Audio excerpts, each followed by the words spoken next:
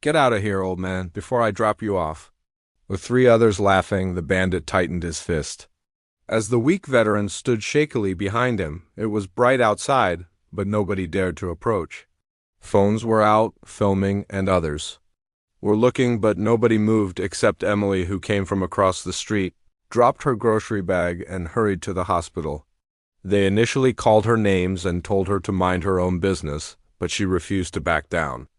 "This man served our country, you'll have to go through me," she yelled, her scrubs flapping in the wind and her name badge still clipped from the shift she'd just finished. She stepped between the veteran and the gang like a human shield. And they performed a quick lunge by one of them, followed by a silver flash that caught the light in her cry.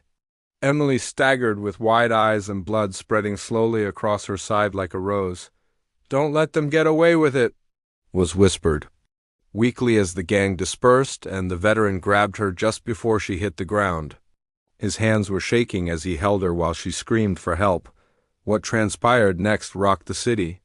She was taken to the hospital, where her condition was severe.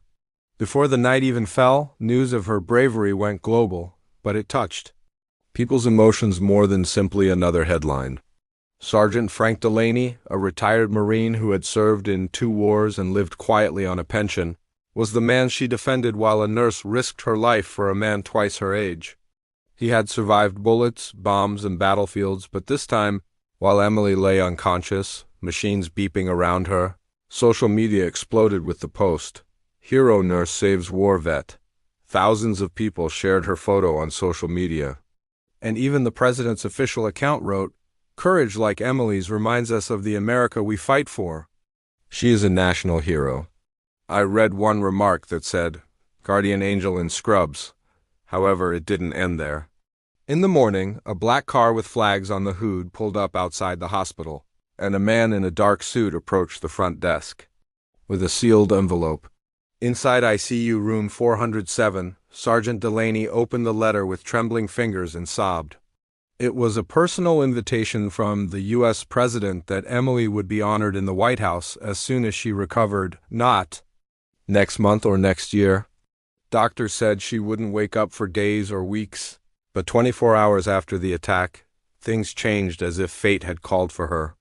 Her mother sobbed and Delaney clutched her hand, saying, "He's okay. You saved my life, Emily. The president now wants to thank you himself." After a week, she blinked, confusing the president, with a new scar sewn down her side and her legs just beginning to regain their power. Emily entered the East Room of the White House slowly. Cameras flashed, reporters held their breath, and in front of the entire country, the president pinned a medal to her chest for valor beyond duty, for standing up when everyone else stood back, for reminding us what it means to be American. When she finally said, "I didn't do it to be a hero, I did it because that man wore a uniform for us.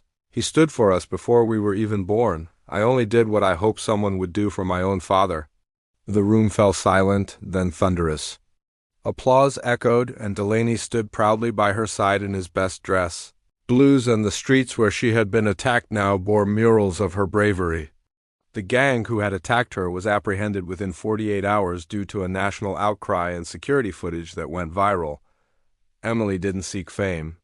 She never once shared her own story online, but she became the story that millions of people couldn't forget. Weeks later, she returned to her hospital, limping through with a smile on her face as patients applauded, colleagues sobbed, and a child gave her a crayon drawing that said, "You're our superhero." Delaney visited her every Sunday, sometimes bringing flowers, other times just stories, and they became a family, not by blood, but by fighting for him and his country.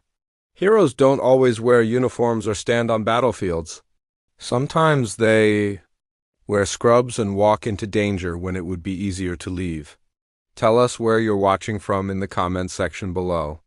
If this story resonated with you, hit the like button, subscribe to the channel, and leave a karma comment.